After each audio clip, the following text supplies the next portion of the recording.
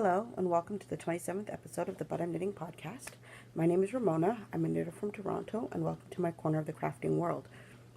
I realized something maybe about yesterday or the day before that since I've been using my iPad and I can't get to edit my videos, I can't get to put in my usual written stuff at the bottom or at the beginning. So maybe I should say where to find me. You can find me on Ravelry as Mona Lee 81. You can find me on Instagram as Rome_Raven. It's the same thing for Twitter as well, but I don't really use it very much. I do have a Ravelry group, but I haven't updated it and look how long or anything like that, not even with show notes. So you can, but I can pretty much guarantee there probably is not going to be much activity on there. So let's get on with the projects for this week.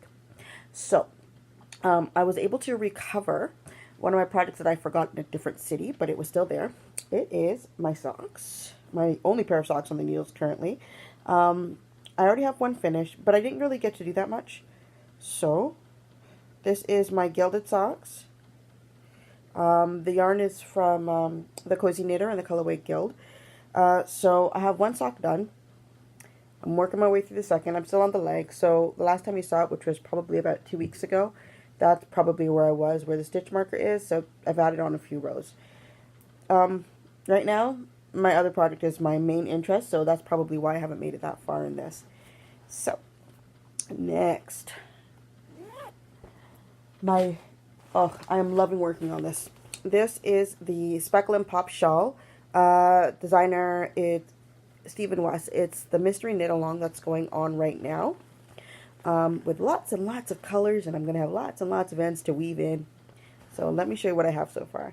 I forgot to put a marker in to show where I was last week, and I didn't realize that till maybe about 2 minutes before I started recording this. But I was probably, I was probably about, maybe about there. But, okay, this is not going to be easy to show off on this, because I just realized just how much this zooms in. Hold on. There we go. Alright. So, this is how big that it's gotten right now. I'm still on clue 1. I'm about halfway through clue 1. Clue 2 has come out, but I haven't started it. And according to Steven's post, it's a short one, so it shouldn't take you too long. Lots of time to catch up on clue 1. From clue 1. I'm still working on my way through clue 1. So something tells me I'm going to be behind for this knit along, but that's okay as long as I actually finish it on like my last shawl that I tried to do for the mystery knit along. But I love how it's going. The colors are coming along very nicely. I'm just showing. This one down here, which is my first main color, right here with the lovely peach pops. That color is called Honey Be Good by Ravenswood Fibre Arts. She's a Canadian dyer. This one, oh, come on. I don't keep my labels, and this is probably the reason why. I should really hold on to them. This one's also by a Canadian dyer. I had gotten it when I went to Yarns Untangled. She had a trunk show there. I can't remember. Okay, I'll put it in my notes right underneath.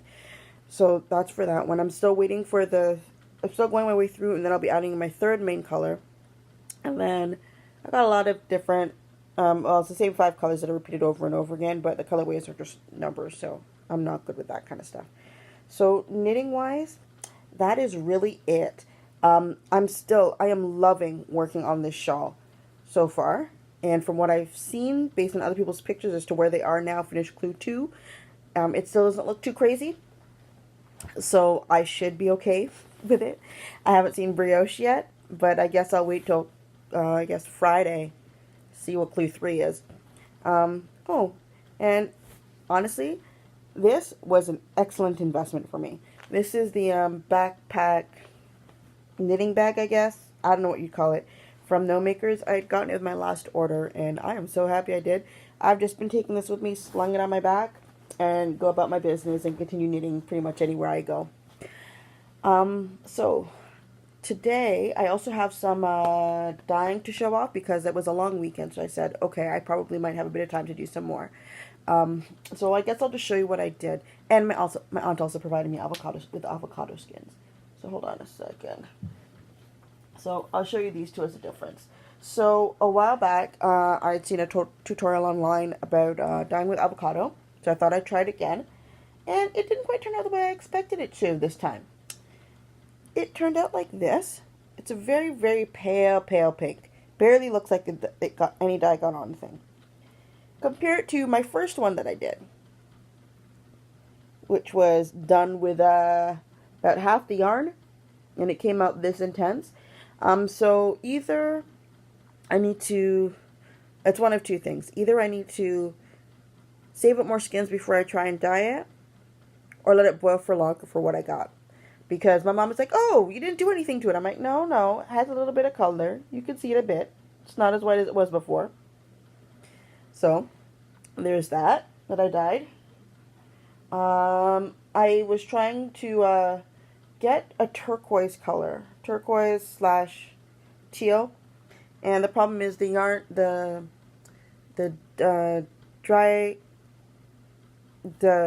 oh, for some second I'm forgetting my words. My dye powder that I'm using, I don't have any more of that color. And I didn't even remember when I switched to a different shade of blue that there was a color that depended on it. So I was trying it out, but I ended up using this my leftovers of my last of it, and I made this lovely teal color. So this is probably going to be a one of a kind until I order more of that dye powder, because I'm using a different one right now. But it turned out really nice. I love the color. And my third one, this one, I like this one too. It looks a lot like my not quite Grello, but the point of what I was trying to do, I was trying to get a yellowish green color, mostly yellow though, but it still didn't turn out the way I expected it to. I have to rethink how I do this color. So it turned out okay, but I think what I'm going to have to do is I'm going to have to dye the yellow first and then over dye it with the black. What I did with this one is I dyed it in the skein in black, and then I opened it up and dyed the rest of it with a yellow-green color. The yellow color, honestly, it looks almost exactly like what I wanted it to. I don't know if you can tell from there. It's supposed to be more like a muted yellow, kind of mustardy, but not quite. And I was having a really hard time. I tried like three different attempts. I still didn't get the color that I wanted, but this was the closest one. Yeah, you can see right there, the yellow that's there, just right there. Yeah. So, still working on it, because I have an idea for colorway, and it needs the mustardy yellow type of color. And then I attempted, these ones are not fully dry, but they're like dry enough to show off. I'm probably going to hang them back out again. These two, this one was supposed to be vintage tea. Didn't quite turn out the way I expected it to. It's close though. I haven't reskeined it. But I've been reading, so I have two of them. I've been reading online discussions about whether or not to reskein. Some people say that to see the colors, hold on, let me get my original one and then you can get to see what it is. What I'm supposed to look like. If I didn't hide it too much on myself.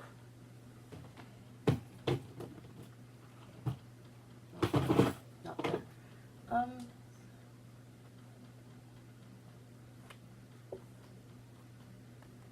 This would work well if I could find it right now. So,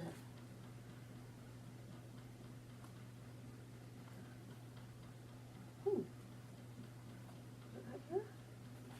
Yeah. Sorry. Alright. So, this is the original one. And you see how it looks.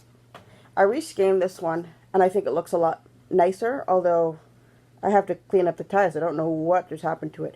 But to see the colors as to how it is, I think this looks a lot nicer than if it's sent like this. Like, my main reason why I always reskein is because it always looks messy when I do it. That's the honest truth. If I reskein them, I usually have a better chance of being neater. But there's that whole thing about how your colors show up. This will give you a better idea as to exactly what colors are in it, and you can see the individual colors, right? This one looks nicer. So my question is, what do you do? So the difference between this one and this one, other than it being reskeined, is the way that I over dyed it. And I would come to the grand conclusion, I like the original way much, much better. But the other problem is that I cannot guarantee I'd be able to do it because it was an accident. So I'm still working on trying to figure that out. So, but these ones are still pretty nice. I'll open it up and show you. Ignore all the burgundy ties. So, it's got an overdyed pink, an overdyed green. Oh, sorry, that was a dark pink. So, let's start again. Overdyed dark pink, overdyed green, overdyed light pink, an overdyed orange, overdyed teal.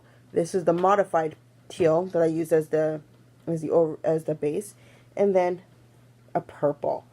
So it's the same color order in this one, but I think one of them has the less intense colors. I think this is the less intense one, mostly because I was running out of the dye stock that I was using. So still working my kinks out as to how I do these exactly. So that actually is it for what I've dyed. Let me just rotate this back. But what I could do, I have my bin now as to what I've dyed in, like, I guess last month. Let me just grab it for you, and I can get to show them all. I mean, yeah.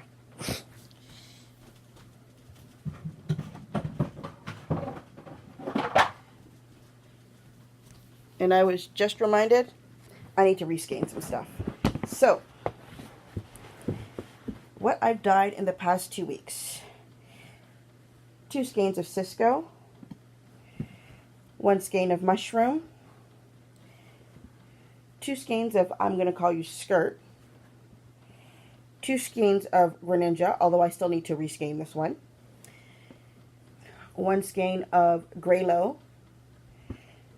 1 skein of I am not a ... and okay, this one, I was planning on calling it Tuvok, but it's not. It's not what I wanted, so guess what? I still need a name for this one. But just comparison. These two are almost the same methods that I used to dye it, except they're different shades of yellow. I don't know.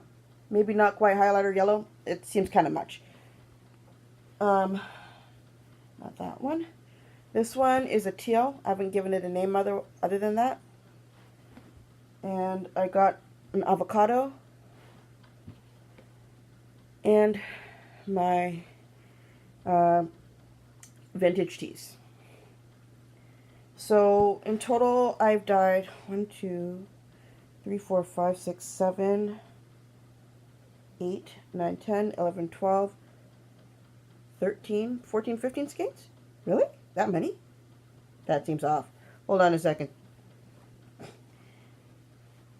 2, 4, 6, 8, 10, 11, 12, 13, 14.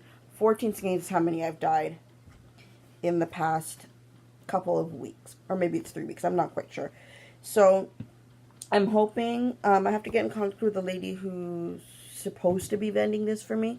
I still didn't come up with labels. I still didn't come up with business cards. I guess I'm going to have to do those at a later date. We'll have to see. So, and put it this way, if it doesn't end up being vended, or if it doesn't end up making it to the show, because right now I'm kind of up, I don't know exactly what's going on with that, because I haven't been able to be at Knitting Circle for the past couple of weeks due to work. I may just, I do have an Etsy shop, but I have not opened it up or put in any product or anything like that. So I may just actually open it up and use it and put it up there. We'll have to see how well that goes. So that is going to be it for this week's episode. Thank you very much for sharing your crafting time with me and choosing to watch me. I hope to get to see you again next week. Thank you. Bye.